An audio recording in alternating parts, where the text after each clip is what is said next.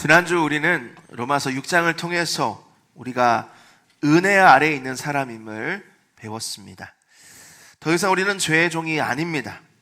은혜의 통치 아래에 있는 사람입니다. 우리가 이렇게 고백하고 또 결단하며 한 주를 시작했죠. 죄를 거부하고 하나님께 우리의 몸, 우리의 삶, 우리의 모든 것을 드리기로, 그리고 은혜 가운데 살기로 결단하며 한 주를 시작해서 오늘 여기까지 왔습니다. 제가 한 주를 이렇게 살아보니까 참 쉽지 않더라고요.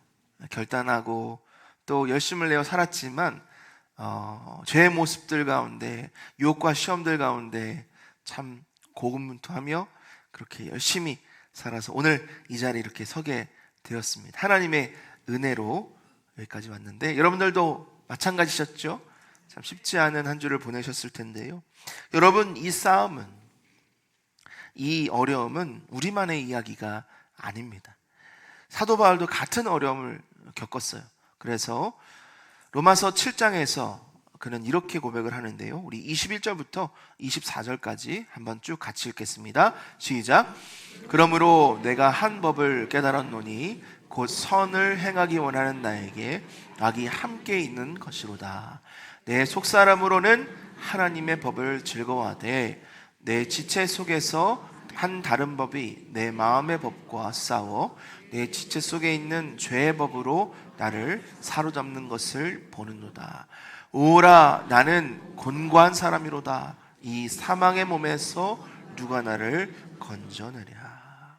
사도 바울이 겪었던 이 내적 갈등을 아주 적나라하게, 솔직하게 그렇게 표현을 하고 있습니다.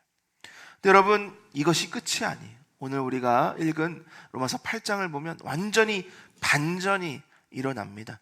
1절 말씀을 우리 같이 읽습니다. 시작.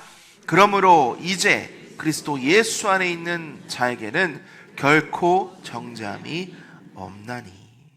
자, 좀 전에 어떤 고백을 했어요? 내가 선을 행하고 싶지만 선을 행하지 않고 죄를 행한다. 나는 실패한다. 넘어진다. 오라는 공고한 희망이 없는 참 딱한 인생이구나 라고 낙심했던 바울이 8장에 들어서니까, 그러므로 이제 그리스도 예수 안에 있는 자에게는 결코 정죄함이 없다라고 담대히 선포하고 있는 거예요. 어떻게 이렇게 갑자기 반전이 일어났을까요? 사도 바울이 깨달은 거예요. 나는 더 이상 죄와 사망 가운데 있지 않구나. 나는 예수 그리스도 안에 있고 생명의 성령의 법 안에 있구나라는 것을 깨닫게 된 거죠. 여러분, 이 사도 바울의 깨달음이 오늘 저와 여러분의 깨달음이 되기를 소망합니다. 그리고 성령 안에서, 이 생명의 법 안에서 살아나가는 은혜가 있기를 소망합니다. 오늘 사도 바울은 오늘 본문을 통해서 생명의 성령의 법 아래 사는 사람들이 겪는 이 세 가지 은혜를 나누는데요. 우리 화면을 보면서 같이 읽어봅니다. 첫 번째로, 죄와 사망의 법에서 자유케 된다. 두 번째, 성령을 따라 살아가게 된다. 세 번째, 부활의 생명을 누리게 된다. 여러분, 이것이 바로 생명의 성령의 법 아래 사는 우리가 누리는 은혜임을 기억하시기를 바랍니다. 분명히 이 은혜를 깨닫고 여러분 깨달으셔야 합니다. 그리고 살아내시는 저와 여러분 되기를 예수님의 이름으로 축원합니다. 자, 그러면 첫 번째 은혜가 어떤 것인지 구체적으로 나눕니다. 성령의 법 아래 사는 사람이 누리는 첫 번째 은혜는요, 죄와 사망의 법에서 자유케 되는 은혜예요. 인간은 모두 죄 가운데 살아가고 죄 가운데 죽고 죄 가운데 멸망하는 존재라는 것을 사도 바울이 선포를 했어요. 7장에서 바울은 그 현실에 대해서 솔직하게 고백하는데, 우리가 읽은 21절부터 25절 앞에 그가 어떠한 고백을 하는지 한번 같이 보겠습니다. 제가 한번 읽으면서 설명을 좀 드릴게요. 15절 보니까 내가 행하는 것을 내가 알지 못한다. 뭐예요? 내가 이렇게 행동을 하고 삶을 사는데 내가 왜 그랬지? 그런 순간들이 있다는 거예요. 내가 원하는 것은 행하지 않아. 도리어 미워하는 것을 행한대요. 사랑하고 싶고 선하게 행하고 싶고 그리고 하나님이 기뻐하시는 것을 하고 싶은데 막상 정신을 차려보니까 정반대로 행했다는 거죠.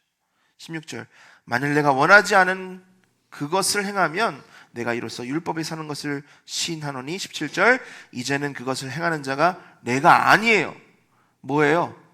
내 속에 거하는 죄가, 내 안에 있는 죄가 나를 그렇게 죄 가운데 살게 만들었구나. 18절, 내 속 곧 내 육신에 선한 것이 거하지 아니하는 줄을 아노니 원하면 내게 있으나 선을 행하는 것은 없노라. 내 안에 선이 없어서, 내 안에 좋은 것이 없어서 선을 행하고 싶어도 할 수가 없다라는 거죠. 19절 보니까 내가 행하는 바 선은 행하지 아니하고 도리어 원하지 아니하는 바 악을 행하는다. 여러분, 가끔 이런 때가 있지 않습니까? 후회되는 그런 때가 있죠. 내가 왜 그랬을까? 내가 왜 그렇게 말했을까? 그런 순간들이 있어요. 자, 왜 그러는가? 20절입니다. 함께 읽습니다. 시작. 만일 내가 원하지 아니하는 그것을 하면 이를 행하는 자는 내가 아니요 내 속에 거하는 죄니라. 여러분, 이것이 저와 여러분의 모습입니다. 제 가운데 태어나서 제 가운데 살아가는 우리의 의지와 상관없이 말로, 행동으로, 생각으로 늘 죄를 범하여 살아갑니다. 그런 우리에게 다가오는 것은 뭐죠? 정죄예요. 정죄. 정죄라는 것은 영어로 condemnation이라고 하는데 단순한 죄책감, 기분 나쁜 그런 감정이 아니라 카타크리마 해서 판결을 의미합니다. 유죄, guilty, 너는 죄인이야 라는 판결이 내려졌다라는 거예요. 죄 때문에 하나님 앞에서 나는 죄인입니다 라고 말할 수밖에 없는 우리의 현실.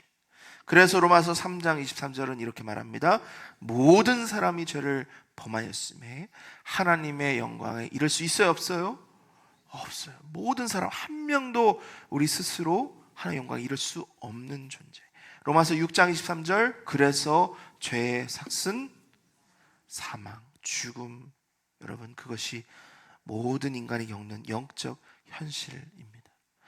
아무리 노력을 해도, 아무리 종교심이 강해도 이 정죄에서 죄의 결과, 죄악, 사망, 저주로부터 벗어날 수가 없다. 그런데 오늘 우리가 읽은 말씀은 완전히 다른 선언입니다. 8장 1절 다시 읽습니다. 시작. 그러므로 이제 그리스도 예수 안에 있는 자에게는 결코 정죄함이 없나니. 아우테이스, nothing, no sin, 없는 거예요. 아니, 말이 돼요? 우리가 죄 가운데 태어났고 죄 가운데 살아가는데 어떻게 죄가 없어요? 여러분, 이게 은혜입니다. 하나님의 은혜. 하나님의 은혜는 그냥 너 이제 죄 없어? 내가 용서해 줄게가 아니라 예수 그리스도를 죽이심으로 그 죄값을 치러주신 은혜. 여러분, 그래서 조금 줄어든 거 아니고요, 조건부로 너 앞으로 착하게 살면 내가 용서해 줄게 아니고요, 완전히 없어진 거예요. 이것이 어떻게 가능합니까? 오늘 말씀을 보니까 첫 번째로는 그리스도 예수 안에 있기 때문이에요. 안에 있는다, 계속해서 강조하는 거죠. 그리스도와 연합입니다. 하나됨이에요.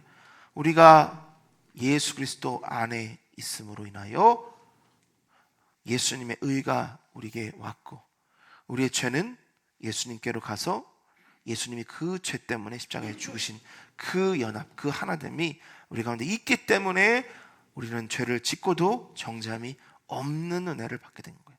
고린도후서 5장 21절 말씀 같이 읽습니다. 시작.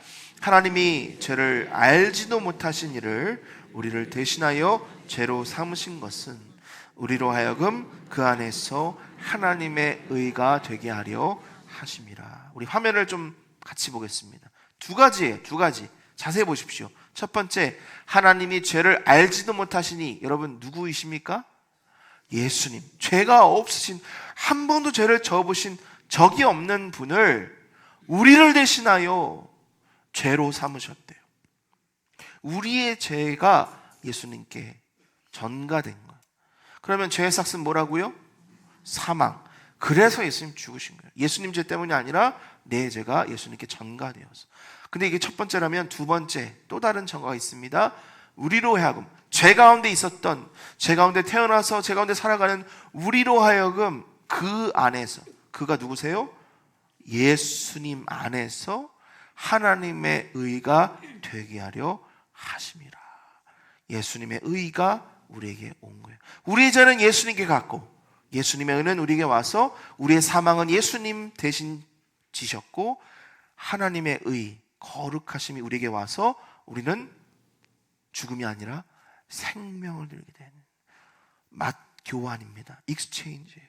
그래서 이것을 개혁신학에서는 뭐라 그러냐면 이중전가, 전가, 준다는 거죠.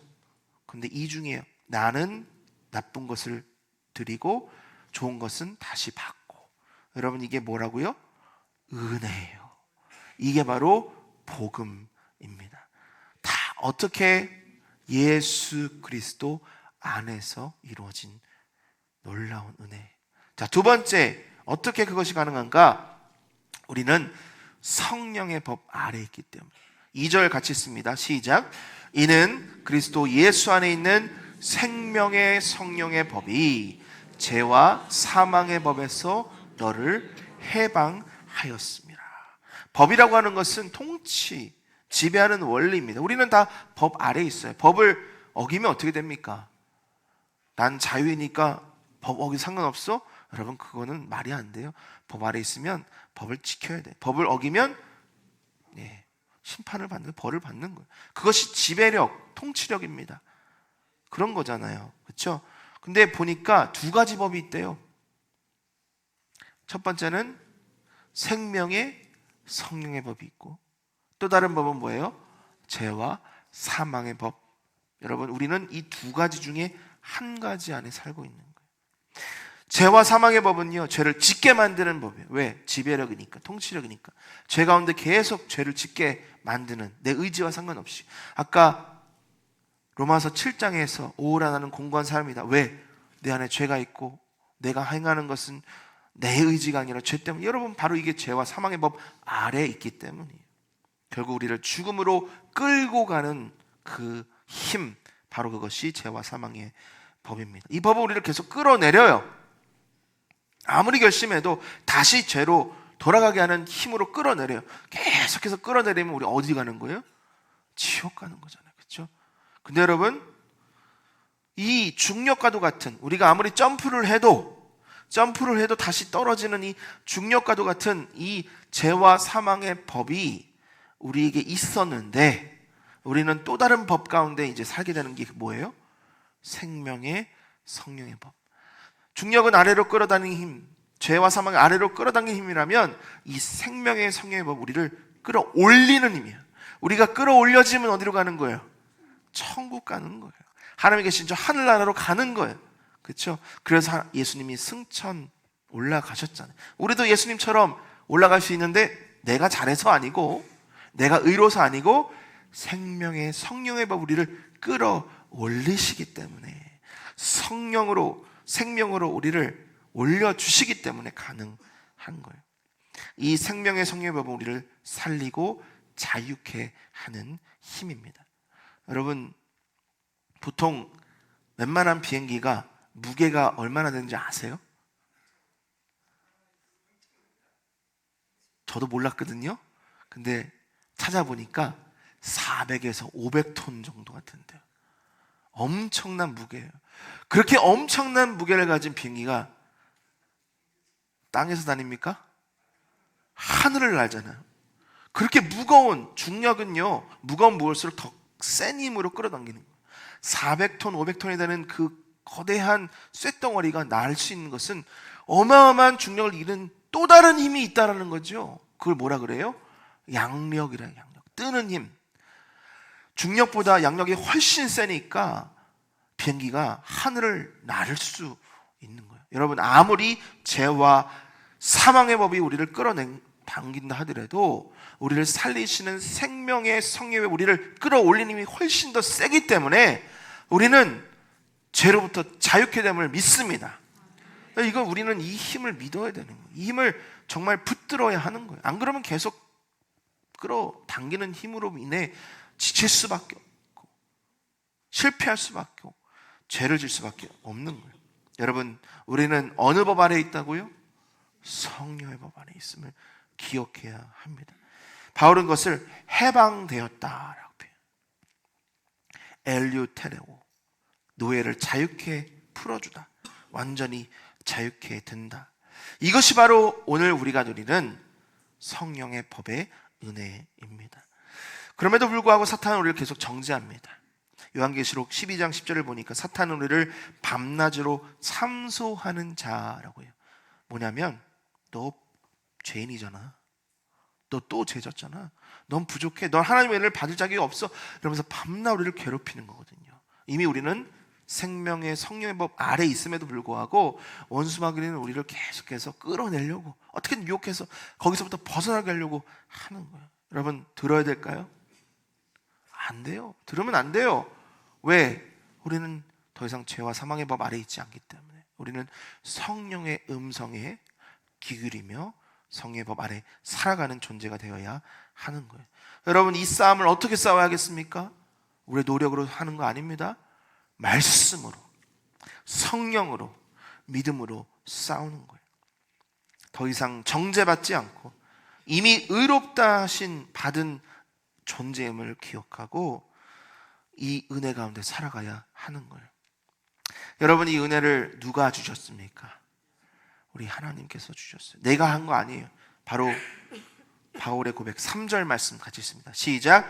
율법이 육신으로 말미암아 연약하여 할 수 없는 그것을 하나님은 하시나니.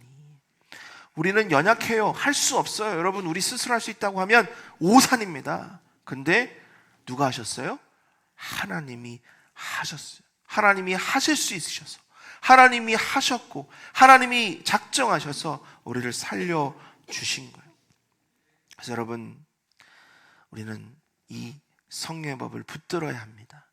그리고 성령의 법 아래서 죄와 사망을 이기는 이 생명을 누려야 합니다. 자유케 되신 여러분, 더 이상 죄와 사망의 법 아래 있지 않음을 기억하시고 성령 안에서 참된 자유와 해방의 은혜를 누리시는 복된 저 여러분 되기를 소망합니다. 자, 두 번째로 성령의 법 아래 사는 사람이 누리는 은혜는요, 성령을 따라 살 수 있는 은혜입니다. 세상에는 두 가지 종류의 사람이 있대요. 첫 번째는 육신을 따르는 사람이고요, 두 번째는 성령을 따르는 사람입니다. 5절 말씀 같이 있습니다. 시작. 육신을 따르는 자는 육신의 일을, 영을 따르는 자는 영의 일을 생각하나니. 따른다라는 것은 그냥 따라간다, 그게 아니고 방향을 의미합니다. 카타 해가지고 방향, 어떤 것을 향하여 라는 뜻인데, 다시 말하면 육신을 향하여 사는 사람과 영을 향하여 사는 사람이 완전히 다르다는 거예요. 두 가지 중에 하나예요. 가끔 죄 짓고 가끔 실패하는 게 아니고 죄를 향해 나아가는 사람이 있고, 또 생명, 자유, 평안을 향해 살아가는 사람이 있다라는 거예요. 자, 이 두 가지 종류의 사람의 차이점이 뭘까요? 첫 번째는 따라 보십시오. 생각이 달라요. 5절 말씀을 같이 있습니다. 시작. 육신을 따르는 자는 육신의 일을, 영을 따르는 자는 영의 일을 어떻게 해요? 생각한대요. 여러분, 잘 한번 생각해 보십시오. 내가 생각하는 대로 살아가게 돼 있어요. 단순히 생각이 아니고요, 이 생각은 마음의 방향, 내 마음이 어디로 쏠리느냐, 그리고 어디를 향해 나아가느냐, 나의 중심에 무엇이 있느냐, 이것을 가리키는데, 하루 종일 돈을 한번 생각한다고 생각해 보십시오. 돈을 생각한다.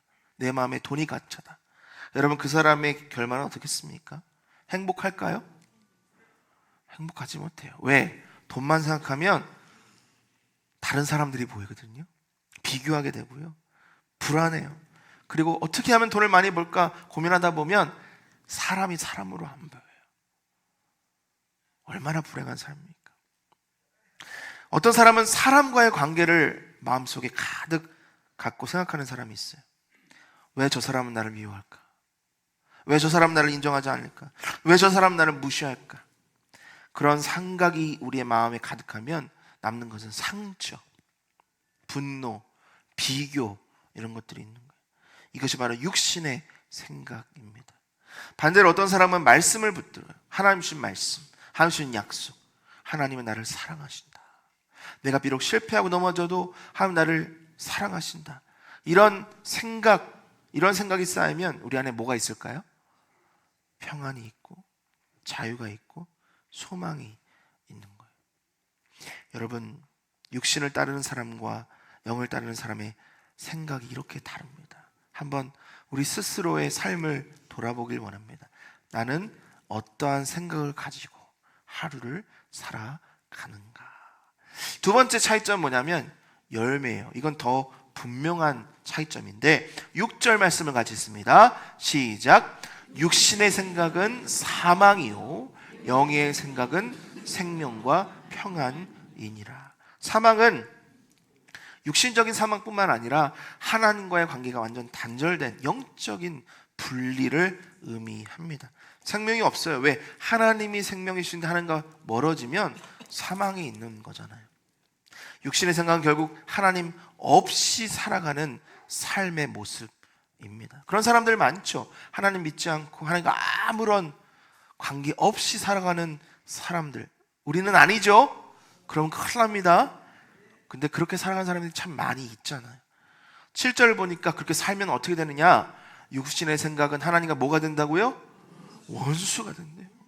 이는 하나님의 법에 굴복하지 아니할 뿐 아니라 할 수도 없다. 하나님과 완전히 관계없는 사람은 결국은 그냥 대면대면한 게 아니고 원수가 된대요. 여러분 조심해야 됩니다.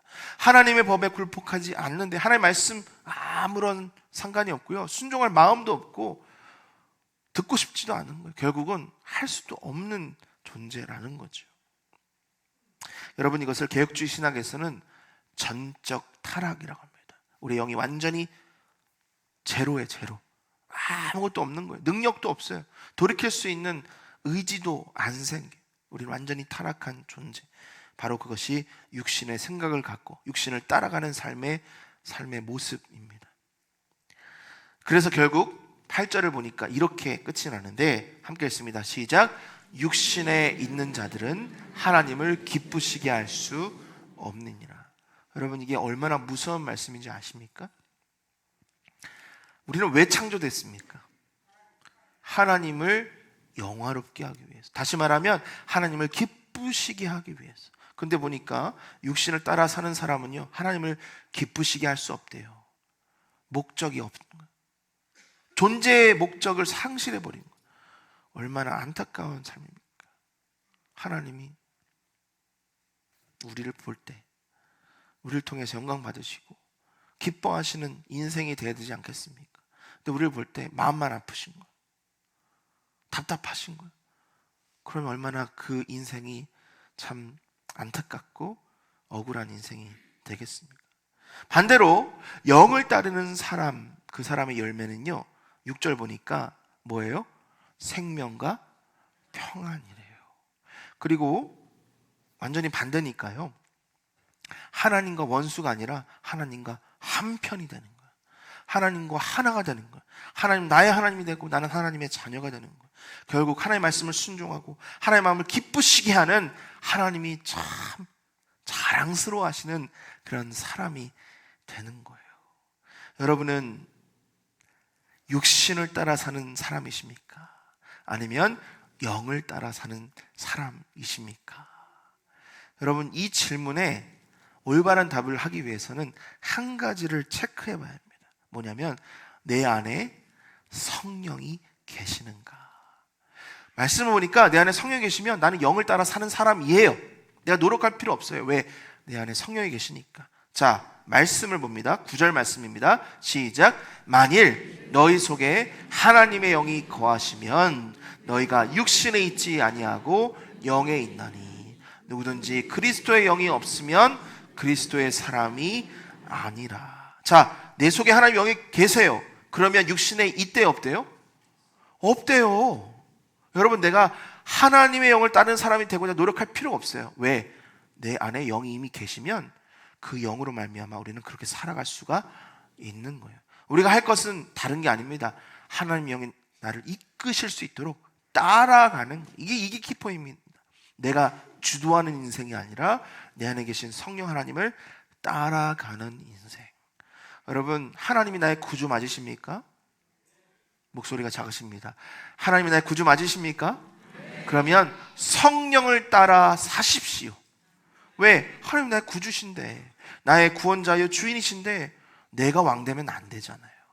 성령을 따라가는 사람은 성령을 따라가는 거예요. 근데 성령이 내 안에 안 계시면 따라갈 수가 없잖아요.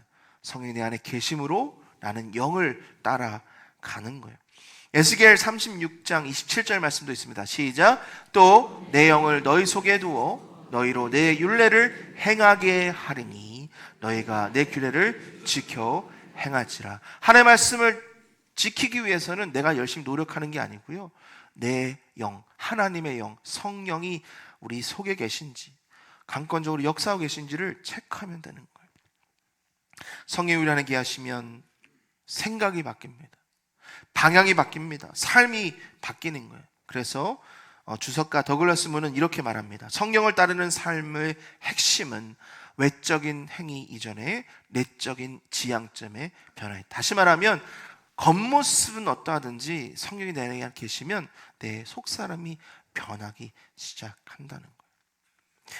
여러분, 성령을 따르시기를 바랍니다. 다시 말하면 성령과 함께 동행하시는 삶을 사시길 바랍니다. 성령이 어디 계신지 늘 체크하시고요, 성령이 이쪽으로 가자 하면 이쪽으로 가시고, 저쪽으로 가자 하면 저쪽으로 살아가면 되는 거예요. 참 심플하죠? 문제는 우리가 그렇게 살지 못한다는 게 문제이죠. 저와 제 아내는 한 달에 2번 로드맵 플러스라는 훈련 프로그램을 받고 있습니다. 수영로교회에서 하는 로드맵 플러스. 유기현 목사님이 이제 강의와 멘토십을 하시는데요. 우리 사진 한번 좀 보여주시죠.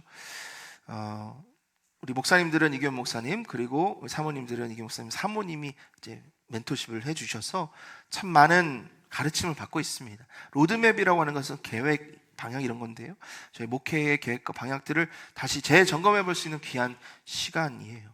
또 15명의 담임 목사님들이 저를 비롯해서 서울부터 경기도 각지에서 오시고요, 교단도 다 다른 목사님. 그렇지만 이제 한 가지 공통점은 담임 목사님들이시고 또 젊은 40대 중반부터 50대 초반까지 이 목사님들과 함께 시간을 보내면서 많은 위로와 격려를 받습니다. 소그룹을 하면 자신만의 이제 문제들, 교회의 어려움들을 나누고 또 그것을 서로 듣고 위로하고 기도해주는 이 모임이 얼마나 저에게는 좀 담비와 같은지 몰라요. 많은 목사님들이 참 힘들다라는 고백을 하는, 어떤 한 목사님은 난 실패자 같다라는 고백을 하시는데 얼마나 마음이 아프든지. 저희 아내는 그 나눔 중에서 어떤 사모님이 내가 우울증에 빠진 것 같다는 고백들을 하시는 것을 보면서 참 목회가 쉽지 않구나라는 그런 생각을 하게 되었습니다. 제 사진 여러분 제가 어딘지 보이시나요? 제 머리통 이렇게 보이는데 제가 무릎 꿇고 기도하는 이걸 또 찍으셔서 올리셨더라고요. 그래서 캡처를 했는데 제가 이렇게 잘하고 있습니다 이게 아니고요, 저날 하나님께 큰 은혜를 주셔서 제가 나누고자 합니다. 집회를 하면서 기도의 시간에 제가 무릎을 꿇고 기도를 했는데 하나님 제가 이런 마음을 주시는 거예요. 주원아, 왜 이렇게 힘들어하는 거야? 문제를 보지 말고, 문제를 묵상하지 말고 나를 바라봐. 내가 너와 함께 하잖아. 그 말씀을 이렇게 제 마음속에 속삭여 주시는데 제가 너무 문제와 어려움에 제 모든 마음과 생각을 빼앗기고 있더라고요. 하나님을 바라보고 하나님을 따라가야 되는데 문제를 쫓아다니고 문제를 해결하기 위해서 살고 있더라고요. 그래서 그때부터 하나님 앞에 회개하고 기도를 시작을 했습니다. 금요일 저녁에 우리가 이 자리에서 개인 기도하는 것도 그런 결단 가운데 우리 성도님들과 함께 해야 되겠다라는 그런 마음으로 시작하게 되었습니다. 여러분, 우리는 우리의 생각을 점검해 보아야 합니다. 우리의 마음, 우리 중심이 어디에 초점을 맺고 있는지. 성령 하나님 우리와 함께 하심을 여러분 믿으십니까? 그러면 성령 하나님을 바라보시면 되는 거예요. 성령 하나님을 묵상하시면 되는 거예요. 성령 하나님의 말씀에 귀 기울이고 성령 하나님을 따라가면 되는 거예요. 그러면 우리 성령 하나님의 법이 우리를 이끄시고 생명과 또 사랑과 은혜의 길로 우리를 인도하실 줄 믿습니다. 마지막 세 번째로 성령의 법 아래 사는 사람이 누리는 은혜는요, 부활의 생명을 누리는 거예요. 바울이 마지막으로 성령의 법 아래 사는 삶이 가장 놀라운 결론이 바로 부활이라고 고백합니다. 10절 말씀 같이 읽습니다. 시작. 또 그리스도께서 너희 안에 계시면 몸은 죄로 말미암아 죽은 것이나 영은 의로 말미암아 살아있는 것이니라. 우리는 다 죽음을 맞이합니다. 병이 들고요, 늙어가고요, 언젠가는 마지막 숨을 쉴 때가 있어요. 그것은 아무도 피할 수 없는 현실이에요. 하지만 중요한 것은 그게 끝이 아니라는 거죠. 우리의 영은 살아있다라는 거예요. 살아있다, 조앤데요, 하나님과의 연결된 생명, 영원한 생명, 우리가 누리는 구원의 생명 뜻합니다. 왜 살아있을까요? 오늘 말씀 보니까 의로 말미암아, 하나님의 의로우심 때문에. 그 의로우심은 어디로부터 왔습니까? 나로부터 온 거 아니에요. 예수 그리스도로부터 온 거예요. 그 의가 우리에게 전가되어서 우리는 그 의로 말미암아 살아납니다. 우리의 영은 살아났습니다. 이미 우리의 영은 깨어 있습니다. 여러분, 근데 중요한 것이 우리의 육신은 죽잖아요. 근데 거기서 끝이 아니라 뭐가 있다고요? 부활이 있는 거예요. 11절 같이 읽습니다. 시작. 예수를 죽은 자 가운데서 살리신 이의 영이 너희 안에 거하시면 그리스도 예수를 죽은 자 가운데서 살리신 이가 너희 안에 거하시는 그의 영으로 말미암아 너희 죽을 몸도 살리시리라. 여러분, 예수를 죽은 자 가운데 살리신 이의 영, 다시 말하면 성령 하나님이 우리 안에 거하심을 믿으십니까? 그러면 뭐래요? 오늘 말씀 보니까 예수를 죽은 자 가운데 살리신, 부활하신 하나님이 우리 안에 거하시는 성령 하나님으로 말미암아 우리를 살려 주신대요. 우리는 비록 육신 가운데 죽지만 다시 살아나게 하신대요. 미래입니다. 우리는 죽음을 맞이하지만 그 죽음은요, 문이에요. 문, 영생으로 들어가는 문. 근데 그 문으로 들어가도 당장 우리의 몸은 살아나지 않아요. 언제 살아나느냐? 예수님이 재림하실 때 우리는 부활의 몸을 입고 영원한 생명을 부활의 몸 가운데 살아가게 되는 거예요. 여러분, 이것이 부활 신앙입니다. 존 스토트 목사는 이렇게 말합니다. 성령은 장차올 부활의 보증이며, 성령이 계시기에 우리는 반드시 부활하게 된다는 거예요. 이미 그 생명을 우리 안에 시작하신 분이다. 첫 열매죠. 첫 열매는 다가올 열매를 보여주는 보증이잖아요. 그 보증이 바로 우리 안에 계신 성령 하나님이신 거예요. 요한 칼빈도 이렇게 말합니다. 성령은 우리 안에 있는 부활의 씨앗이다. 여러분, 씨앗이 어떻게 보입니까? 막 꿈틀대는 게 보여요? 그 안에 막 파릇파릇한 잎사귀가 보여요? 아니에요. 그냥 죽어 있는 것 같아요. 멈춰 있는 것 같아요. 바짝 말라 있는 것 같아요. 근데 그것이 땅에 심겨지면 그것이 썩고 생명이 거기서 샘솟고 있는 거죠. 여러분, 그 생명은 땅에 심겨지기 이전부터 그 안에 있는 거예요. 마찬가지입니다. 우리는 후패합니다. 우리의 몸은 연약해지고요, 병이 들어가고요, 나이가 먹고요, 결국은 마지막 숨을 쉬는 거예요. 근데 여러분, 이 안에 뭐가 있어요? 생명이 있는 거예요. 안 보여요. 잘 못 느껴요. 하지만 있어요. 우리 안에 꿈틀대고 있는 거예요. 살아서 역사하고 있는 거예요. 누구로부터 온다고요? 성령 하나님으로부터 오는 거예요.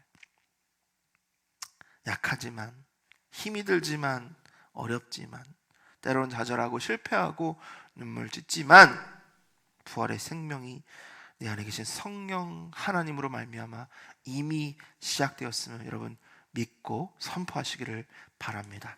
에베소서 2장 1절 말씀 함께 읽습니다. 시작. 그는 허물과 죄로 죽었던 너희를 살리셨도다. 물론 원어 성경은 살리셨도가 나중에 나와요. 하지만 한글 성경이 번역되면서 살리셨도다를 앞에 붙였으니까 우리 읽으면 그는 허물과 죄로 죽었던 우리를 어떻게? 살려주셨대요. 이미 영으로 살아난 우리는, 우리의 육신은 비록 마지막 숨을 거둔다 하더라도 언젠간 다시 살아날 영원한 몸이 되었다라는 것을 우리는 기억해야 하는 거예요. 원수마귀는 우리에게 끊임없이 얘기할 겁니다. 끝이야, 포기해, 할 수 없어, 넌 안 돼. 근데 여러분, 오늘 성령 하나님 우리에게 말씀하세요. 괜찮아, 내가 있잖아, 넌 살아있어, 넌 살아날 거야. 너는 하나님의 자녀야. 겉은 무너져도 속은 살아있기에, 다시 살아나서 다시 일어날 힘이 우리 가운데 있기에, 여러분, 그 성령 하나님의 부활의 능력을 오늘 이 자리에서 받아 누리시기를 축복합니다. 고린도후서 4장 16절 한 목소리를 씁니다. 시작. 그러므로 우리가 낙심하지 아니하노니 우리의 겉사람은 낡아지나 우리의 속사람은 날로 새로워지는도다. 여러분, 낙심하지 마시기 바랍니다. 정말이에요, 여러분. 낙심하지 마십시오. 힘을 내십시오. 목사가 얘기해서가 아니고요, 하나님의 말씀이 우리에게 말씀 주시잖아요. 낙심하지 않는데요. 왜?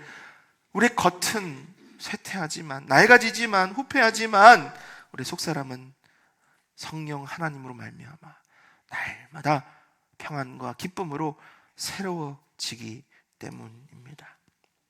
여러분, 한 주간 살아가면서 현실을 바라보지 마시고 내 안에 계신 성령 하나님을 바라보시기를 소망합니다. 죽음의 현실보다 생명의 약속을 붙드시며 살아가는 저 여러분 되기를 축복합니다. 그렇게 나아갈 때 하나님이 약속하신 그 부활의 능력이 우리를 이끌고 참된 기쁨과 평안을 우리에게 부어주실 줄 믿습니다. 오늘 세 가지를 보았습니다. 성령의 법 아래 사는 사람이 누리는 세 가지 은혜. 죄와 사망의 법에서 자유함을 누리는, 해방되는 은혜이고요, 또 성령을 따라 살 수 있는 은혜입니다. 또한 부활의 생명을 누리는 사람으로 살아갈 수 있는 은혜입니다.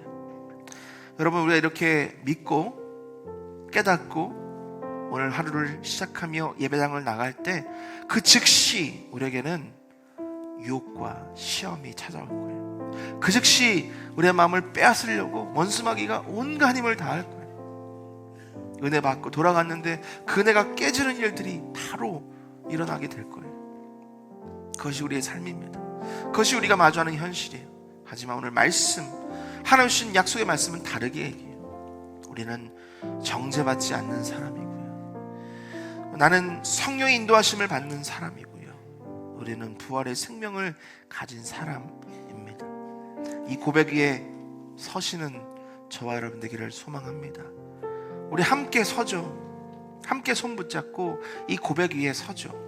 그리고 우리 찬양하며 예배하며 그 부활의 능력 대신 우리 예수 그리스도를 바라보며 함께 진군하며 나아가는 우리가 되기를 소망합니다. 여러분, 서로를 위해 기도하는 우리 교회 공동체 되기를 바랍니다.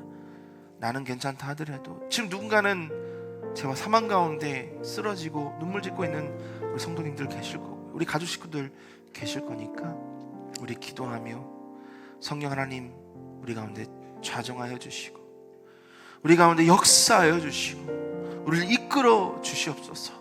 기도하며 하나 되어 나아가 성령의 법 안에서 승리하시는 복된 우리 가정, 우리 교회가 되기를 예수님의 이름으로 축원합니다.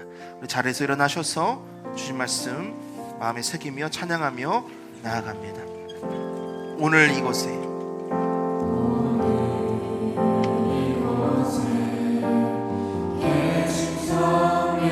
우리에게 말씀하시고 우리를 가르치소서. 다친 우리 마음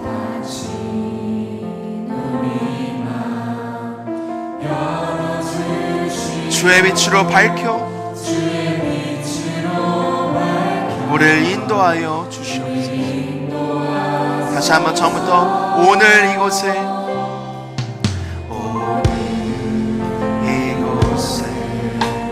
계신 성 성령 우리에게 말씀하여 주옵소서.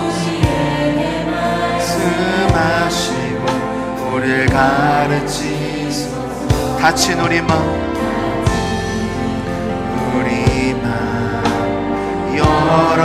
열어주시고 주의 빛으로 밝혀 우리를 인도하소서. 주님보다 앞서지 않게, 주님보다 앞서지 않고 겸손하게 주님의 말씀, 주님의 말씀 기다리니 주님 손에 우리 드립니다. 사랑으로 인도하소서. 우리 다시 한번 좀 더 고백합니다. 오늘 이곳에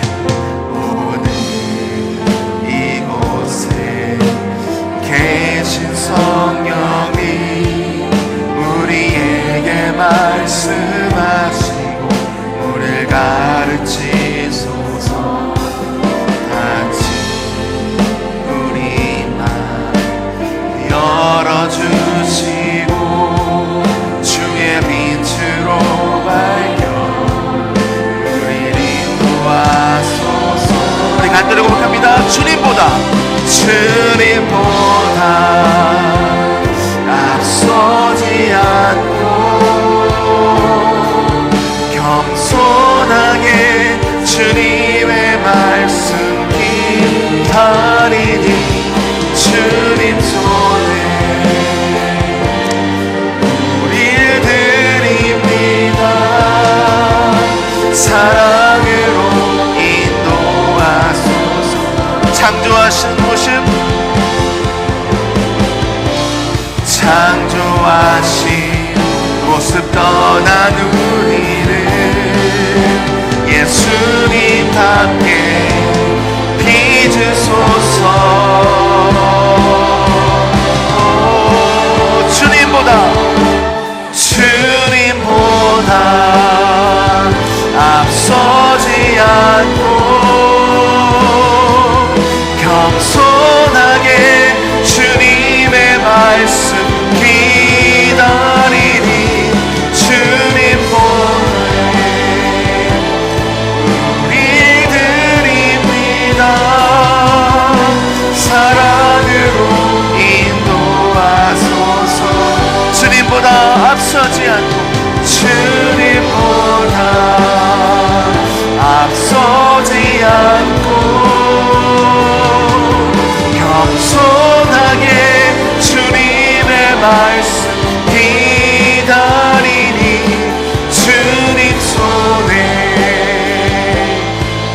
우리 드립니다.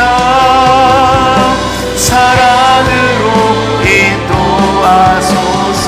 사랑으로 인도하소서. 사랑으로 인도하소서. 사랑으로 인도하소서. 사랑으로 인도하소서. 우리 이 시간 기도할 때 솔직한 마음으로 우리 연약함과 우리 실패와 부족함을 고백합니다. 주님, 내 스스로를 바라보니 나는 주님의 은혜를 입을 자격이 없는 죄인입니다. 나는 주님보다 앞섰고 주님을 이용했으며 주님의 은혜를 터부시 여겼습니다. 죄 가운데 살았고 실패하였고 유혹과 시험에 빠져 주님을 아프게 했습니다. 하지만 이런 나를 사랑하신 우리 예수님의 은혜를 다시 붙듭니다. 십자가에 다시 붙듭니다. 부활의 그 능력을 다시 붙듭니다. 하나님, 주님을 의지하오니, 주님을 바라보니, 주님을 붙들오니 성령의 은혜를 더하여 주시옵소서. 말씀으로 살아가게 하여 주시옵소서. 성령으로 승리하는 삶 살게 하여 주시옵소서. 하나님의 은혜로 우리 가족들을 보살펴 주시고 말씀으로 변화되게 하시고, 아직 예수님 만나지 못한 우리 가족 식구들 함께 주님을 예배하는 은혜를 허락하여 주시옵소서. 더 이상 죄와 사망 가운데 살지 않게 하시고 자유와 기쁨을 누리는 복된 삶 살게 하여 주시옵소서. 우리 예수 그리스도의 이름 선포하며 우리 주여 한번 부르짖고 그 다음에 나가겠습니다. 주여. 하나님, 정죄하는 영, 나를 욕과 시험 가운데 이끄는 거짓 영에 속아는 것 같던 나를 용서하여 하나님의 말씀을 순종하지 못하여 하나님의 은혜를 몰랐고 하나님을 기쁘시게 하지 못하여 나를 용서하여, 하지만 이런 나라도 끝까지 놓지 않으시고 사랑하시고 은혜로 덮어주셨던 주님을 바라봅니다. 주님 성 붙듭니다. 주님의 은혜를 바라봅니다. 하나님, 나와 함께 하시는 주님, 지금도 우리를 위로하시고 격려하시고 감기시는 그 주님의 손을, 그 주님의 사랑을 내가 의지합니다.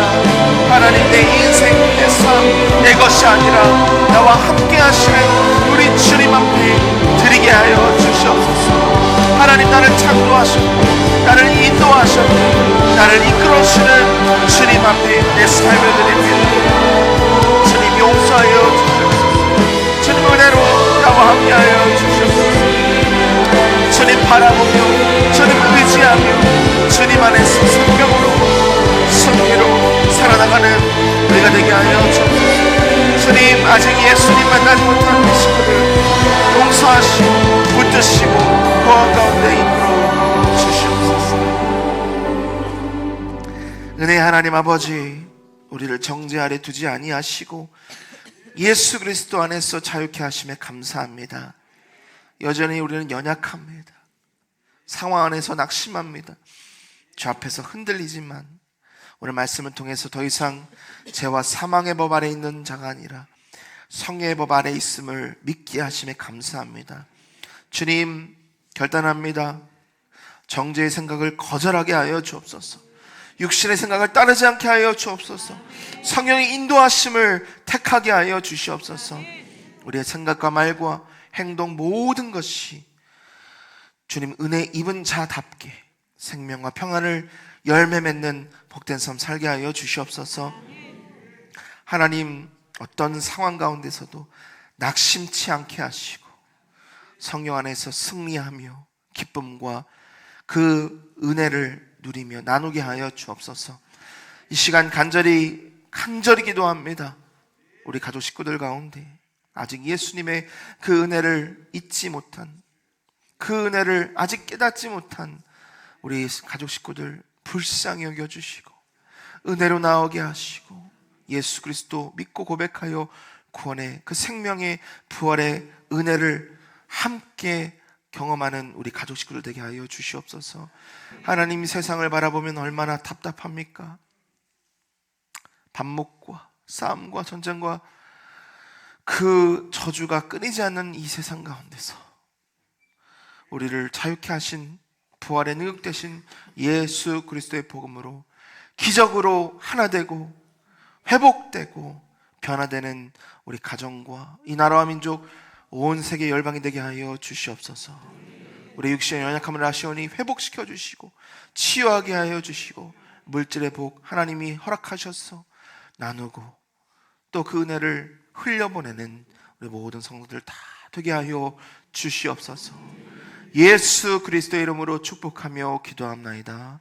아멘. 이제는 우리 주 예수 그리스도의 은혜와 하나님 아버지의 사랑하심과 성령님의 교통하심이 정죄가 아니라 자유를 붙들고 육신이 아니라 성령을 따라 살며 벌의 생명으로 살아가기를 결단하는 모든 성도들을 위해 지금부터 영원토록 항상 함께 있을지어다. 아멘.